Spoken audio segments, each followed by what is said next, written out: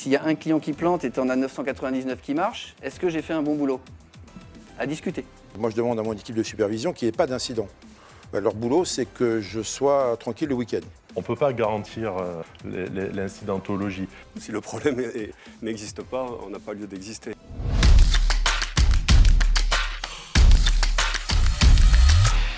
Bonjour, bienvenue sur République IT. Nous sommes dans une nouvelle émission de la Place de la République consacrée donc à l'observabilité. Alors l'observabilité, c'est un vaste sujet évidemment. Nous allons parler de l'observabilité en matière d'impact sur l'expérience numérique des utilisateurs. Alors pour commencer, nous avons avec nous Pierre Bichon, donc, qui est Senior Vice President Cloud de Cegid.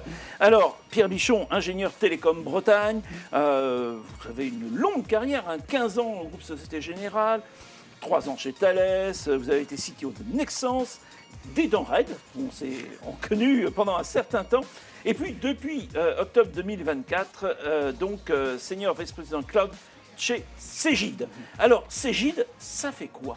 Cegid, qu'est-ce que ça fait? On est un éditeur de logiciels de SaaS, donc on fournit un service. Et notre métier, c'est de faire des logiciels pour faciliter la vie des personnes qui ont les fonctions corporate des entreprises d'un côté, et de l'autre, pour faire des expériences assez mémorables dans les magasins, au niveau retail. Tous des logiciels de gestion en fait, de magasins, et plutôt orientés fashion et luxe.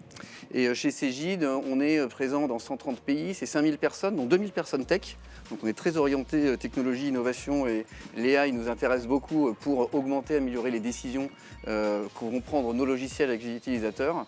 Et on doit équiper peut-être 50% des experts comptables en France, plus de 120 produits, donc un portefeuille très large et très excitant, je dirais, à manager pour beaucoup de populations corporate. Et 750 000 sociétés nous font confiance aujourd'hui, donc très intéressant. Et je m'occupe dans ce monde-là de toutes les plateformes cloud. Donc j'héberge ces solutions sur différentes plateformes, en particulier cloud public et de SaaS.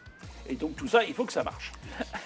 Alors, nous avons à côté Laurent Tréluyer, donc actuellement DSI de la CNAF, et donc membre du conseil d'administration du CIGREF. Alors, docteur en médecine, je crois que c'est la première fois qu'on reçoit un médecin sur ce plateau, donc bienvenue Laurent Tréluyer. Vous avez aussi donc un master en management médical, vous avez été consultant pour Deloitte, pour IBM, vous avez été DSI de l'Institut Gustave Roussy, de l'ARS Île-de-France et de la PHP, plus grand ensemble d'établissements hospitaliers en Europe, peut-être même dans le monde d'ailleurs. Vous êtes aujourd'hui, depuis septembre 2023, DSI de la CNAF. Alors donc Caisse nationale d'allocation familiale. Concrètement, c'est quoi la CNAF? La CNAF, c'est la tête de réseau de 101 CAF, une par département. Ça sert différentes prestations. Les prestations que vous connaissez, type allocation familiale, allocation handicapée. On a aussi toute la partie RSA et autres, donc pour aider nos allocataires en difficulté. C'est 13,5 millions d'allocataires. Ça sert à peu près 30 millions de Français et 108,6 milliards versés tous les ans à travers différents fonds et différentes aides. Donc ce qui est important, c'est effectivement que ces aides-là soient versées just in time. Donc obligation là aussi que ça marche. Nous avons nous avons à côté Samuel Le Borel. Alors Samuel Borel, vous aussi vous versez un petit peu d'argent. Vous êtes chez France Travail, vous êtes responsable de département observabilité. Alors, vous êtes ingénieur diplômé INSA, vous avez été longtemps consultant chez Atos, Coframi, Bull, et depuis 15 ans, vous êtes chez ce qui s'appelait à l'époque Pôle emploi et désormais donc France Travail. J'ai noté également que depuis 2022, vous êtes associé Time for the Planet. Alors, France Travail, c'est un établissement public. Concrètement, c'est quoi ? Alors France Travail, vous l'avez dit, c'est le nouveau nom depuis le 1er janvier 2024 de Pôle emploi. On a vocation, depuis cette évolution, ce renommage, à fédérer l'ensemble des acteurs, participer, collaborer avec l'ensemble des acteurs autour de l'emploi en France. Donc France Travail, c'est 57 000 agents, 900 agences réparties sur le territoire. On verse entre 3 et 4 milliards d'euros d'indemnités à nos demandeurs d'emploi. On les accompagne évidemment dans leur recherche d'emploi. Puis on accompagne aussi, c'est peut-être un petit peu moins connu, les entreprises dans leur recherche de profil avec de la mise en relation. Et mise en relation, on parle de pertinence d'un profil versus un demandeur d'emploi. Donc l'IT intervient là aussi, l'IA bientôt. Donc c'est tous les enjeux qu'on a chez France Travail. Et donc, enfin, nous avons Stéphane Dulor. Stéphane Dulor, bonjour. Bonjour. Donc, vous êtes le vice-président France et Afrique du Nord de Dynatrace. Alors, vous êtes titulaire d'un DESS en communication politique. Vous avez une très longue expérience dans le marketing et la communication des entreprises IT, donc notamment Axway, Metaware, Compuware et donc désormais Dynatrace. Alors, Dynatrace, ça fait quoi? Alors, Dynatrace, déjà, ça fait 19 ans que je la dirige en France et en Afrique. Et dans nos métiers, c'est assez rare. Donc, ça montre la stabilité. Dynatrace, c'est un métier. Il faut que ça marche, vous avez dit, l'informatique. Dynatrace, en fait, essaye de faire en sorte que ça marche. On va regarder comment se comporte le système d'information, d'un point de vue technique ou fonctionnel. Et s'il ne marche pas de manière optimale, on va vous dire pourquoi et qui a été impacté. Et c'est ce qui s'appelle l'observabilité. Voilà. Ça tombe bien, c'est le sujet du jour. Merci et nous allons tout de suite passer à la revue de presse.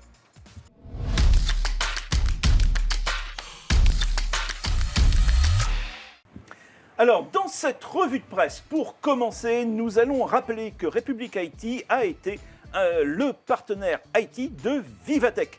Alors, ce partenariat a été présenté lors de l'IT Night par Guillaume Cartini, qui est intervenu sur scène.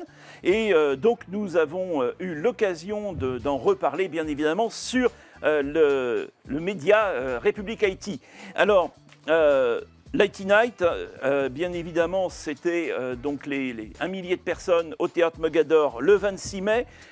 Vivatech, c'est un petit peu plus, c'est 13 500 startups, 3 200 investisseurs, 400 speakers, dont cette année Jensen Huang, le CEO de Nvidia, et Emmanuel Macron quand même, et près de 170 000 participants. Voilà. Deuxième sujet, puisque nous sommes sur Vivatech, on va y rester un petit peu, parce qu'une revue de presse sans parler d'innovation, d'IA ou de Franck Lemoal, le DSI Group de LVMH, c'est pas possible. Donc, Franck Lemoal est intervenu également sur République IT, le média.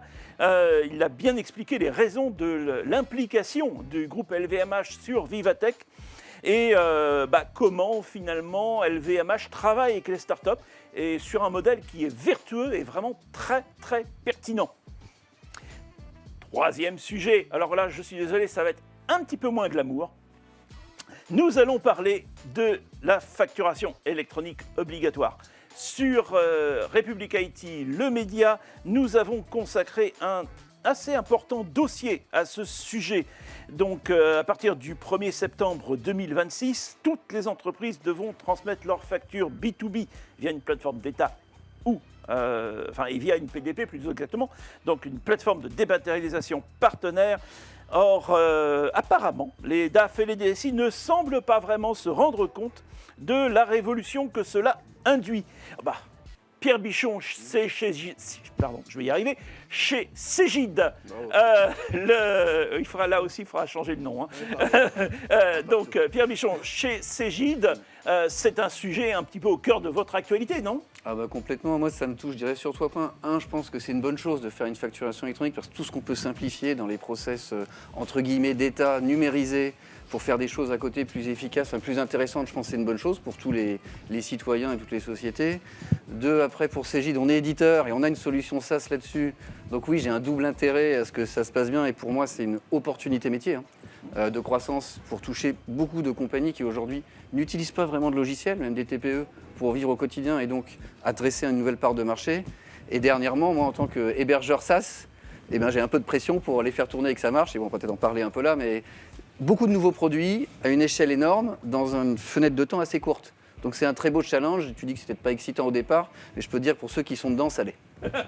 Très bien. Et donc, dernier sujet, puisque quand même on va parler d'observabilité pendant 7 heures.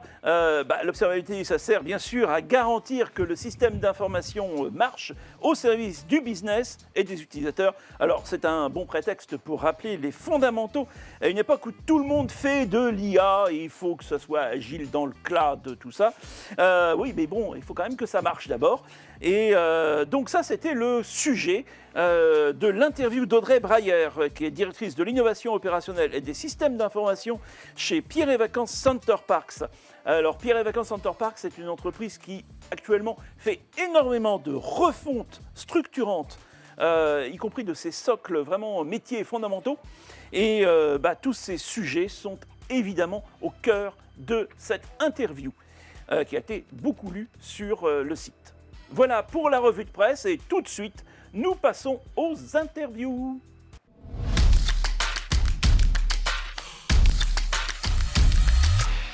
Alors, pour commencer cette série d'interviews, nous allons nous tourner vers Pierre Bichon, donc, qui a pris ma place dans le fauteuil noir.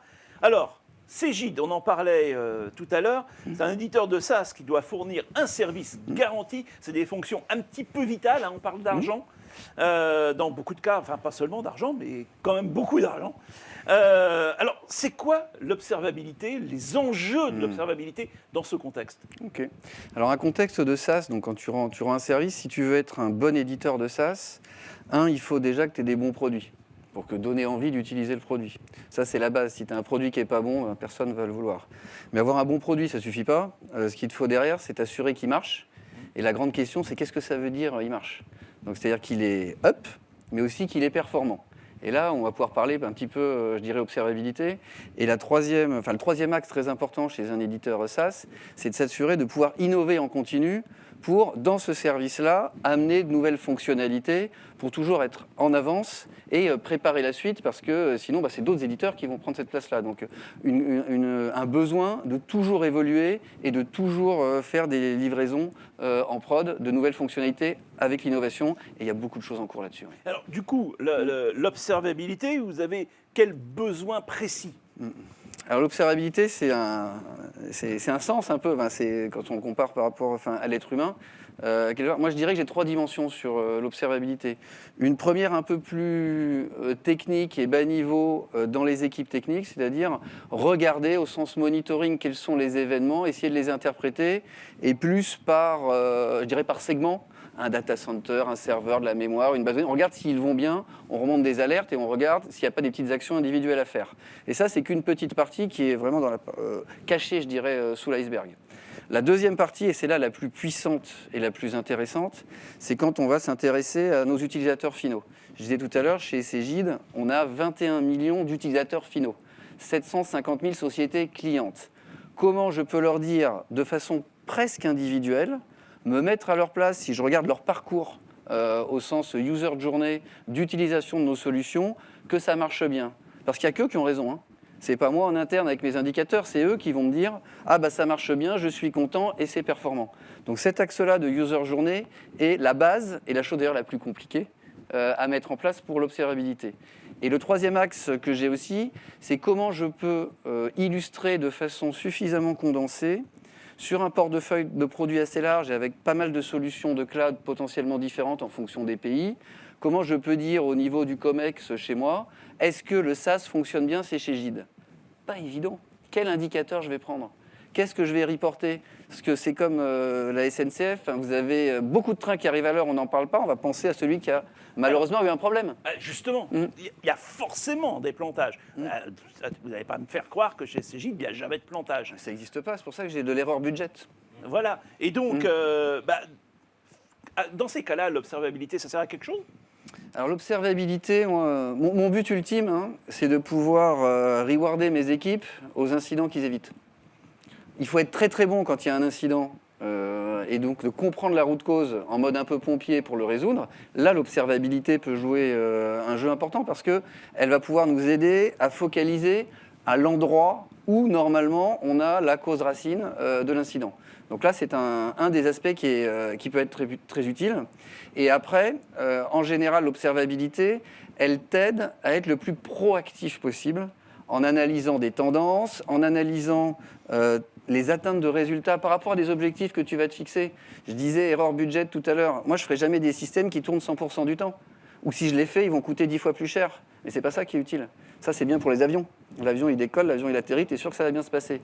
Mais pour du logiciel, il est capable de jouer avec une prise de risque sur une mise en production, par exemple, et de se dire peut-être qu'il va se passer quelque chose. Et tant que ça tient dans ce qu'on appelle après des SLA, des Service Level Agreement ou indicateurs ou organisationnels, enfin chacun après à sa dimension, mais de s'assurer que par rapport à un objectif qu'on se donne de perf, on arrive à le mesurer et l'observabilité nous aide, on arrive finalement à se focaliser ou mettre l'énergie au bon endroit au bon moment pour aller chercher le bon niveau de performance et être capable de se dire sur un mois, waouh, j'ai fait un super mois de prod, là j'ai eu aucun incident.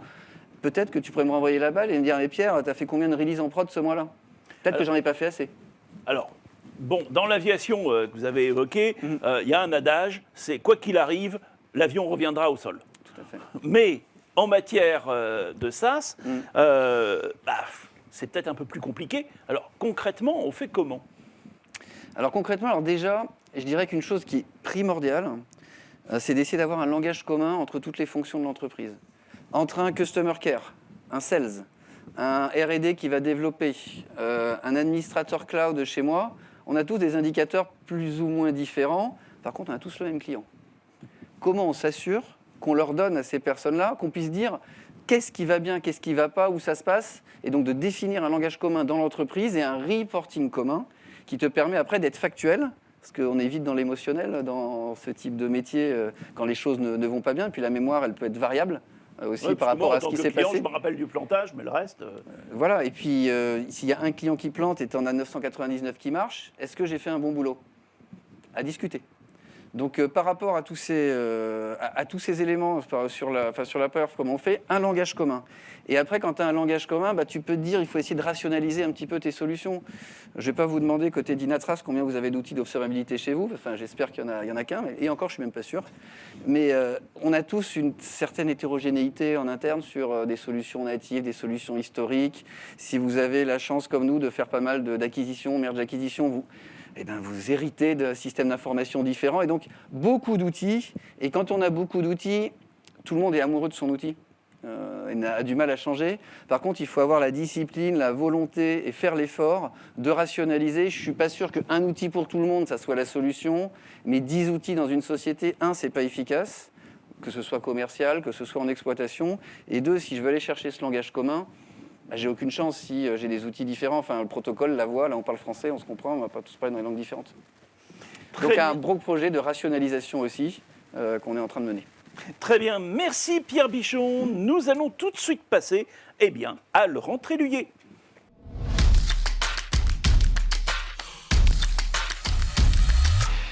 Nous poursuivons donc cette série d'interviews avec Laurent Tréluyer. Donc Laurent Tréluyer, actuellement DSI de la CNAF. Alors, la CNAF, donc la Caisse nationale d'allocation familiale, vous n'êtes pas seulement en situation de concurrence comme Cégide ou dans le retail. Alors, franchement, c'est quoi l'enjeu de la qualité de service chez vous? On a 2 enjeux principaux. Un, notre frontal, parce que les gens, on leur demande de déclarer leurs ressources. Ils ont besoin d'accéder aussi à leur compte, savoir quand est-ce qu'ils vont recevoir des allocations, combien ils vont recevoir d'allocations. Donc ça, c'est le premier élément. C'est un site qui est visité à un peu moins d'1 milliard de visites par an. Donc c'est un site qui est beaucoup visité à un moment du mois, vers le 5 du mois, quand on se prépare à verser les allocations. Donc ça, c'est le premier service qu'on doit rendre à nos allocataires, c'est d'être disponible à ce moment-là et leur fournir la bonne information sur leurs allocations. Le deuxième élément, c'est évidemment verser l'allocation au bon moment, le juste droit, enfin la bonne allocation au bon moment. On s'adresse à des populations qui ont peu de moyens, et donc ce qu'on leur verse, c'est ce qui leur permet de vivre. Et donc, il est important que le 5 du mois, parce que c'est le jour des allocations, le 5 du mois, il y ait l'allocation qui soit versée et la bonne allocation. Donc, c'est tout le travail qu'on a à faire. Donc, c'est évidemment, ça se prépare, c'est tout en amont pour que le 5, l'ensemble des allocations soient versées. Là, j'étais à La Réunion la semaine dernière. C'est pratiquement 20% du PIB de La Réunion. Et donc, Même les commerçants s'organisent au moment du versement. Donc c'est effectivement un des moments importants et on doit assurer cette qualité de service et ce versement au bon moment. Alors, concrètement, la CNAF travaille également avec toute une série de partenaires. Vous travaillez avec des collectivités locales, vous travaillez avec d'autres administrations, avec des bailleurs sociaux. Tous ces gens-là, il faut bien qu'ils aient aussi accès à votre système d'information ou ce n'est pas vraiment important ? Par exemple, les bailleurs sociaux, oui, ils ont accès. On leur donne accès à nos systèmes d'information. Nous, on accède aussi à leurs informations. Il y a beaucoup d'interrelations entre. Par exemple, on a mis en place la mise en place du DRM pour la déclaration RSA PPA, prime d'activité. Ça veut dire quoi? C'est qu'on amène les ressources. En fait, plutôt que les gens déclarent les ressources, on leur amène les ressources. Et ces ressources-là nous sont amenées par la CNAV, qui va elle-même les chercher au niveau des URSSAF, au niveau de la CNAM, au niveau d'elle-même de la CNAM, etc. D'un certain nombre d'éléments qui ramènent l'information, et nous, on le présente aux allocataires tous les trimestres, et ils valident ou non ces ressources. C'est ce qu'on appelle la solidarité à la source, et c'est ce qu'on a mis en place au 1er mars. Et pour lequel, d'ailleurs, vous avez été primé à la dernière IT Night le 26 mai dernier. On en parlait au moment de la revue de presse. J'espère que vous avez bien fêté la chose, d'ailleurs. Oui, je pense que c'est une fierté pour les équipes. C'est un des projets importants, en tout cas publics, un des projets importants qui ont pu être mis en avant. Ce qui va nous permettre d'abord de vraiment assurer le juste droit, parce que les règles sont compliquées. Regardez un bulletin de salaire français, aller chercher le bon montant que vous devez déclarer est quelque chose de complexe. Donc ça simplifie la vie des gens, et c'est ce qu'on veut apporter. Et ça permet d'éviter que les gens se trompent dans leur déclaration et qu'on leur fasse des rappels, des indus, etc. Et qu'on modifie leur allocation. Et donc c'est un élément extrêmement important de fiabilité. Alors, donc, des enjeux quand même très importants en matière de service public. Alors concrètement, vous faites comment? On anticipe. En fait, on est beaucoup dans l'anticipation des chaînes, donc on a des dates très très précises. Pour que ça soit versé le 5 du mois, il faut qu'on ait lancé les banques 2-3 jours avant, il faut que nous, on ait calculé quelques jours avant, etc. Donc c'est beaucoup d'anticipation dans nos cycles de chaînes. La deuxième chose, c'est effectivement observer. On a mis en place cette année de la supervision. Non pas qu'on n'en avait pas avant, c'est qu'on a concentré nos moyens sur les supervisions. Et un peu comme Cégide, en fait, l'idée, c'est, moi je demande à mon équipe de supervision qu'il n'y ait pas d'incident. Leur boulot, c'est que je sois tranquille le week-end. Et c'est important. Au-delà de ça, ça veut dire que effectivement, cette anticipation et le fait qu'on ait le moins d'incidents possible est un élément majeur pour assurer la bonne continuité. Si j'ai un incident un week-end, une nuit, ça peut bloquer mes chaînes. Et à ce moment-là, on va décaler, ce qui est évidemment très compliqué, décaler nos versements. Alors, effectivement, l'importance, c'est quand même que le service soit bien rendu. Mais malgré tout, pour que ça arrive à l'heure, il faut que ça passe par des chaînes techniques qui sont très lourdes, très compliquées. Alors, vous n'avez plus de mainframe, enfin plus depuis très longtemps, mais bon, vous n'en avez plus. Vous avez quand même malgré tout encore beaucoup de COBOL, vous avez beaucoup de technologies un peu anciennes parfois, et puis des technologies beaucoup plus modernes. Alors comment vous faites pour surveiller tout ça? Parce que c'est pas très homogène.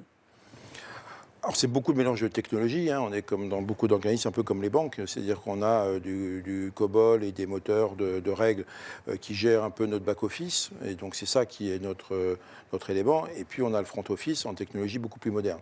Donc on a un certain nombre d'outils qui nous permettent de remonter les différents indicateurs, et donc cette équipe de supervision concentre ces indicateurs, anticipe.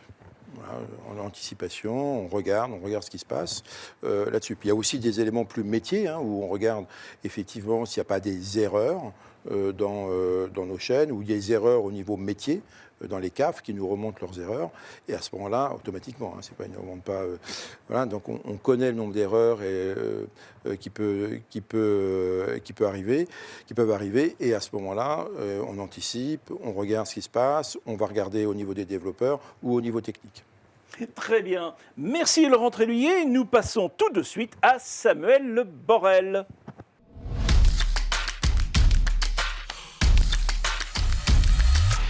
Nous poursuivons donc cette série d'interviews avec Samuel Borel. Alors, Samuel Borel, on parlait tout à l'heure de la dernière réforme de Pôle emploi qui s'est transformée donc en France Travail.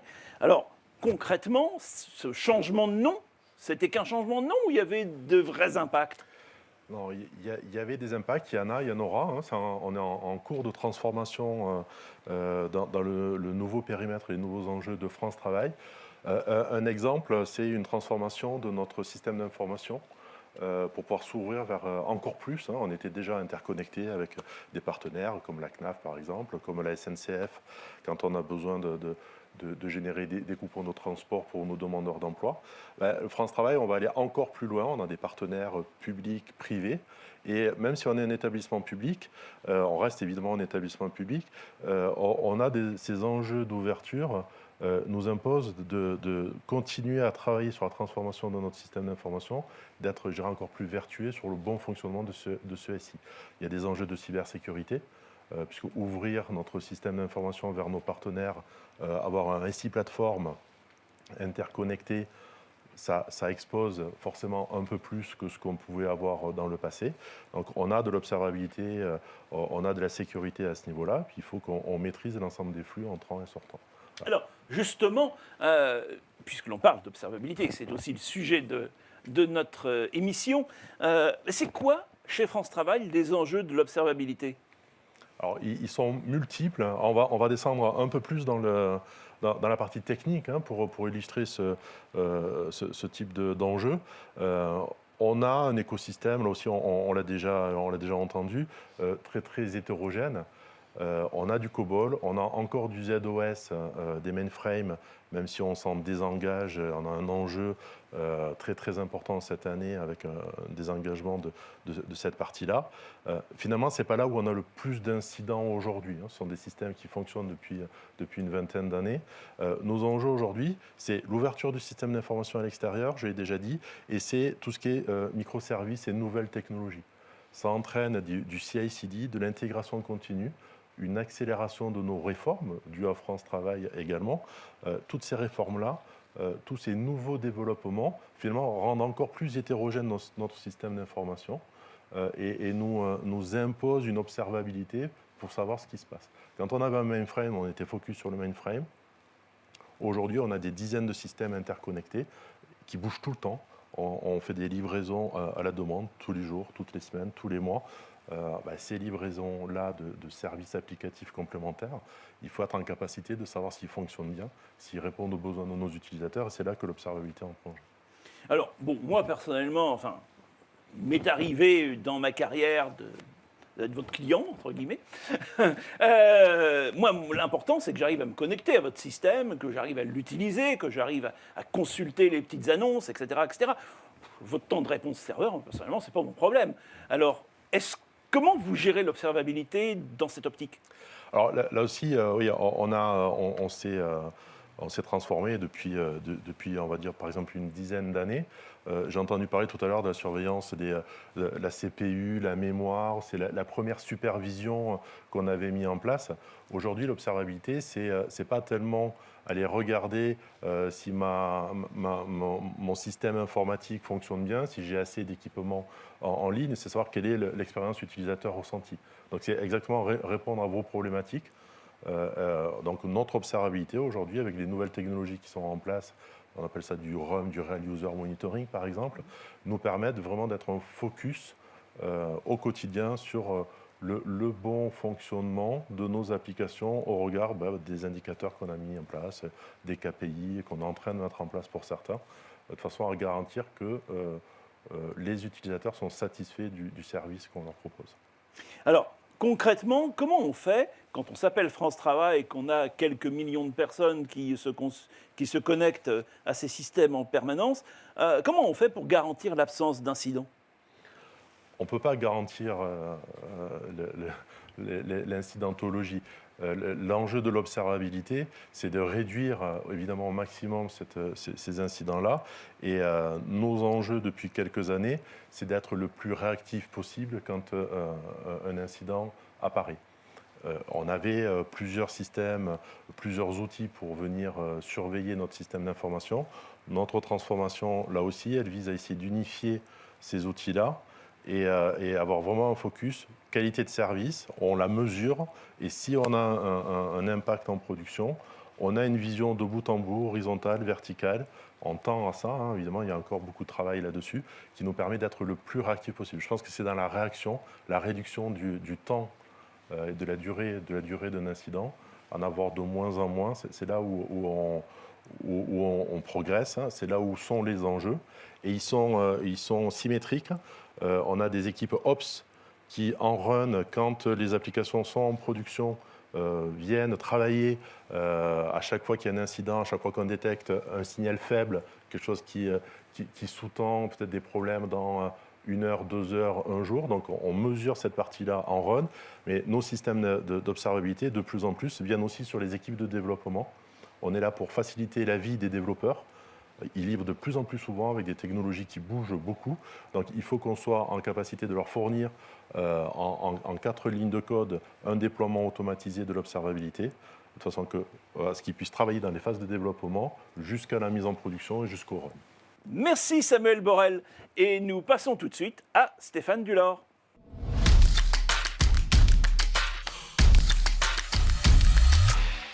Et donc, notre dernier invité, c'est Stéphane Dulor. Alors, Stéphane Dulor, donc vice-président France et Afrique du Nord de Dynatrace. Alors, vous avez écouté nos 3 autres intervenants. Vu les besoins exprimés, je sais pas, quelque chose me dit que Dynatrace pourrait peut-être tous les aider. Et les aide déjà peut-être. En effet, mais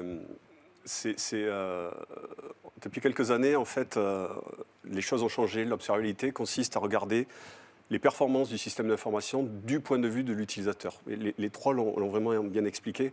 C'est-à-dire qu'avoir un serveur en panne, ça stressait les informaticiens il y a quelques années. Aujourd'hui, s'il n'y a pas d'impact sur l'utilisateur, finalement, sur la qualité du service délivré, c'est exactement ce qu'on recherche. Et Dynatrace, en fait, c'est ça. Vous avez évoqué tout à l'heure, par exemple, ce que peut apporter l'observabilité. On se rend bien compte qu'aujourd'hui, avec Dynatrace, on découvre absolument tout ce qui se passe sur le système d'information. C'est le Big Brother et on voit absolument tout ce qui se passe. Sur des systèmes aussi complexes, des 3 qu'on vient d'évoquer, vous imaginez bien qu'il y a des milliers d'incidents qui surviennent chaque mois. L'idée, c'est de trier entre ces incidents pour uniquement s'attacher à solutionner, à repérer pour solutionner ceux qui ont un impact sur la qualité du service délivré. Et donc c'est tout ce travail, alors l'intelligence artificielle fait partie de l'équation, mais c'est tout ce travail qui consiste, c'est ce qu'a évoqué Pierre tout à l'heure, c'est-à-dire on partait des SLA à l'époque où on avait des engagements contractuels, aujourd'hui on a des engagements d'objectifs, c'est exactement ça, c'est-à-dire qu'on va sur les 10 000 incidents qui peuvent survenir sur un système d'information, il y en a 500 qui sont réellement impactants sur celui-ci, ce sont ces 500-là qu'il faut repérer et c'est ceux-ci qu'il faut essayer d'analyser et de résoudre le plus vite possible. Voilà, c'est ça l'observabilité. Voilà. Alors, tous ces outils d'observabilité, c'est absolument génial, c'est formidable, on sait tout, on va pouvoir faire de la gouvernance vraiment automatisée presque. Mais malgré tout, bon, c'est toujours ce que disent les DSI, hein, c'est peut-être pas un petit peu cher tout ça. Et surtout, finalement, si les systèmes étaient de bonne qualité au départ, est-ce qu'on aurait vraiment besoin d'observabilité ? Vous avez évidemment raison. Si le problème n'existe pas, on n'a pas lieu d'exister. Et en fait, la réalité nous rattrape assez vite.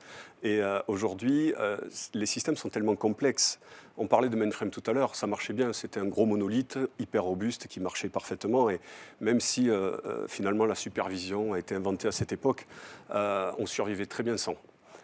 Aujourd'hui, c'est extrêmement complexe. Les systèmes sont très distribués, interagissent entre eux et rendent finalement la compréhension assez compliquée. Et donc, l'observabilité vient déjà éclairer sur la réalité de ce qui se passe sur le système d'information. Sur le prix, vous avez raison. Si c'est pour expliquer qu'un serveur est en panne, ça n'a pas beaucoup de sens. Parce que finalement, les informaticiens ont bien évolué. Aujourd'hui, ils sont au service de leur métier. C'est la vraie révolution, hein. Elle est là. L'informaticien qui régnait en maître dans son entreprise ou dans son organisation parce qu'il était le seul à comprendre ce qui se passait chez lui, c'est fini. Donc, ils sont vraiment au service. Tout le monde est au service du client, finalement, de l'usager. Voilà.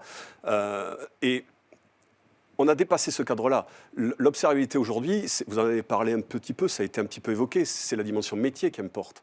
Un constructeur automobile, quand il fait de l'observabilité, il est important pour lui, grâce à ça, de comprendre les voitures finalement qui sont les plus robustes, parce que ce sont celles qui consomment le moins de pièces détachées. Il y a pas mal d'organisations qui peuvent être intéressées de voir est-ce que mes bateaux se remplissent au rythme habituel, ou si ce n'est pas le cas, il faut que Dynatra soit capable de lever la main et dire attention, les serveurs fonctionnent de manière nominale, mais le service n'est pas délivré comme il aurait fallu qu'il le soit. C'est ça l'observabilité. Donc vous observez non seulement des incidents techniques, non seulement la vision utilisateur, mais aussi, je dirais, le process métier donc. C'est-à-dire, oui, alors le process métier, on suit le métier de l'entreprise au point d'être capable de l'alerter quand les choses ne se passent pas comme elles devraient se passer. Et toute notre capacité à comprendre la brique technologique, ça n'a pas changé, et c'est vrai que ça part de là. Ça rend les choses possibles. Mais la finalité de l'observabilité aujourd'hui, c'est d'aller au-delà de cette compréhension technologique, et c'est de suivre vraiment l'acte métier. Alors, vous l'avez dit tout à l'heure, vous êtes là depuis presque 20 ans à ce poste. D'abord, toutes mes félicitations, parce qu'effectivement, c'est assez rare, mais... je suis désolé, mais les systèmes, ils bougent sans arrêt. Donc, un produit qui a... Donc, si vous êtes là depuis plus de 20 ans, c'est que le produit est encore beaucoup plus ancien. Est-ce que c'est toujours pertinent ? Là où c'est une vraie question, parce que chez Dynatras, en fait, on ne fait pas évoluer un produit qui existe. On a deux équipes. Il y a une équipe qui fait évoluer le produit qui existe, ça c'est le jeu, et puis il y a une équipe qui invente la solution de demain from scratch. Et il y a, je vous l'ai dit, je ne l'ai pas dit, mais on est à peu près 5000 chez Dynatras dans le monde aujourd'hui. Il y a près de 3000 développeurs en Europe. Et ça explique, c'est un ratio qui je ne connais pas par ailleurs, mais quand vous avez raison, il faut continuer à être capable, c'est l'enjeu, c'est d'être capable de donner de la visibilité, quelle que soit la créativité de tous nos clients. Et je vous garantis qu'ils en ont beaucoup. Donc notre challenge, c'est de continuer à être en capacité à la superviser, quel que soit leur choix. Et vous avez raison, impossible par l'évolution de continuer à le faire ceci. Les révolutions qui s'opèrent sur le système d'information de nos clients doivent être accompagnées de la même révolution sur les systèmes d'information de Dynatras. Très bien, merci Stéphane Dulor. Alors, vous allez me laisser la place dans le fauteuil noir dans quelques secondes et nous allons commencer le débat.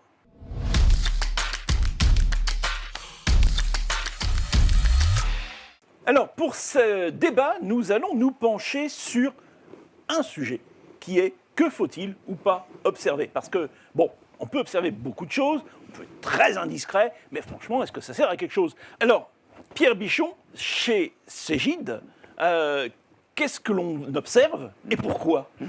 Alors je dirais de façon un peu générique, il faut observer ce qui a de l'impact et qui va amener une décision ou une action. Parce qu'observer pour collecter de la donnée, ça ne sert à rien. Et donc, qui a de l'impact et qui a une action, c'est-à-dire qu'il y a une personne derrière qui va faire quelque chose. Ou encore mieux plus tard, un agent. Et là, on va commencer après à rentrer dans des mondes qui vont être encore plus passionnants et plus impactants. Mais qu'est-ce qu'on observe chez nous, par exemple, dans le retail, un nombre de caisses ouvertes. Pour un expert comptable, combien de temps ça lui prend pour ouvrir une liasse fiscale, par exemple. Combien j'ai de feuilles de paye qui passent par jour. On fait 7 millions de feuilles de paye par an chez Cegid. Donc, s'assurer qu'il y en a bien un bon nombre tous les jours. Et donc, ça nous donne des indicateurs de la santé du métier. Et une fois de plus, le client, l'utilisateur final, s'assurer que ça fonctionne pour lui. Alors, chez France Travail, vous avez des systèmes qui sont compliqués, qui sont lourds, avec d'énormes quantités de flux de données. Franchement, vous n'êtes pas noyé sous tous les indicateurs qui suivent tout ça ? Non, on n'est pas noyé. On a beaucoup progressé sur ce sujet-là, et ça a été un travail effectivement depuis quelques années pour pouvoir se concentrer sur l'essentiel. Et le premier élément, on ne l'a pas directement dit, mais quand on parle d'observabilité, il y a le côté binaire de l'observabilité, c'est la disponibilité du système d'information. Donc nous, on a une météo des services qui nous permet de travailler avec une salle de pilotage qui fonctionne 24 heures sur 24, 7 jours sur 7, et qui permet d'aller de vérifier que nos systèmes sont bien disponibles. Donc là, on est vraiment sur du disponibilité, premier élément, et c'est à partir de cet élément-là que l'observabilité va intervenir. Pourquoi ? Parce que c'est l'observabilité qui va nous permettre de définir la route cause, avec éventuellement de l'IA, du parcours de nos experts qui vont pouvoir déterminer le plus rapidement possible d'où vient l'anomalie. Puis après, on est sur le rétablissement du service. On l'a dit un petit peu tout à l'heure. Les outils d'observabilité, finalement, ils vont nous servir à diagnostiquer le plus rapidement possible. Il y a un troisième aspect qu'on a un peu moins abordé. Si on descend un petit peu dans la partie technique, notre DSI a besoin de savoir quand est-ce qu'il faut racheter du matériel. On est là aussi dans un monde complexe. Donc il y a aussi des enjeux finalement. On parlait dans ce cadre-là de capacity planning. C'est quelles sont les augmentations d'instances, de développement logiciel, qu'il faut qu'on a besoin de plus en plus de logiciels. Et puis on peut parler aussi de RSE, d'environnemental. On peut optimiser, nos développeurs optimisent en même temps leur logiciel. Donc on peut retirer des ressources techniques. Les outils d'observabilité, ils permettent ça aussi. On n'est pas uniquement sur de la performance applicative. On a aussi tous ces enjeux chez France Travail. Optimiser nos infrastructures, c'est d'en acheter le moins possible pour économiser du budget sur notre SI. Et puis diminuer de la CPU, avoir des microservices un peu plus petits, un peu plus performants. Alors, la météo est bonne à la CNAF ? Ça dépend des jours. Non, il y a des météos sur un certain nombre d'éléments qui sont plutôt bonnes, parce qu'on a quand même, on délivre chaque mois nos allocations. Après, il y a tous les mois, on a des météos qui, des fois, sont un peu brumeuses ou avec un peu d'orage. Après, c'est le boulot des techniciens, des ingés, de mes équipes, d'anticiper ça et finalement de corriger. Après, il y a deux types d'indicateurs qu'on a un peu oubliés. Moi, l'indicateur final, c'est la satisfaction de mes clients. Et donc, alors qui sont de deux types, les CAF. Donc, tous les mois, on a un CAF qui nous disent quelle est leur satisfaction, applicative ou technique. Et donc ça, il y a un moment, c'est eux qui vont nous dire ce qui s'est passé dans le mois. Et c'est très réactif. Quand on a eu des incidents dans le mois précédent, ça baisse. Quand ça se passe bien, ça monte. Donc, on a quelque chose de vraiment très, très réactif. Et puis dans nos indicateurs aussi, et qu'un élément, on n'a pas parlé de la partie cyber, mais toute la partie alerte cyber, alors, dans lequel soit c'est le dispositif général d'observabilité, soit c'est des dispositifs spécifiques qui nous permettent d'anticiper des attaques, d'anticiper des comportements anormaux. Et là, c'est aussi d'autres technologies qui nous permettent de prévenir ça et de ne pas se retrouver en défaut. Alors, je suis désolé, mais il y a un mot que l'on n'a pas encore prononcé, et ce n'est pas normal du tout. C'est l'intelligence artificielle. Bon, alors, franchement, Stéphane Dulor, ça sert à quelque chose ? Pour le coup, oui. Longtemps, les gens en parlaient, ils n'en faisaient pas vraiment. Aujourd'hui, c'est très concret. Alors, déjà, le premier point, on est très sollicité pour superviser les solutions d'IA chez nos différents clients, mais c'est à part. Sinon, Dynatrace embarque beaucoup d'IA. Aujourd'hui, quand on explique en une phrase qu'on est capable de comprendre l'ensemble des connexions, qu'elles soient techniques ou logiques, d'un système d'information, il faut bien se rendre compte que c'est des milliards de connexions qu'il faut analyser en un temps record. Et en fait, on parle chez Dynatrace des différentes IA que vous connaissez. On est capable de générer un dashboard en lui parlant, ok, mais la vraie force, elle réside dans ce qu'on appelle l'IA causale, qui est en fait une IA pas très maline, mais redoutablement efficace, puisqu'elle va s'appuyer sur un modèle de données qui, lui, est exhaustif. Et donc, évidemment, elle n'a pas besoin d'être si brillante pour analyser ces milliards de connexions instantanément. Mais en fait, la force vient de ce modèle-là. Très bien. Eh bien, messieurs, je vous remercie beaucoup d'avoir participé à cette émission La Place de la République. Alors, nos prochains événements, pour commencer, c'est donc le club du 1er juillet, qui sera un club commun avec République Finance, donc un club Daft Punk en même temps qu'un club Disruptor, sur le sujet donc des relations entre la DSI et la direction financière, et un gros sujet principal qui est la facturation électronique obligatoire de la data à la performance. Nous aurons notamment en grand témoin Sébastien Rabineau, qui est le directeur du programme donc, de facturation électronique obligatoire à la DGFiP. Et nous aurons également deux intervenants de Sonepar, donc un distributeur B2B, notamment donc Jean-Yves Brégnier qui tient le rôle de CIO.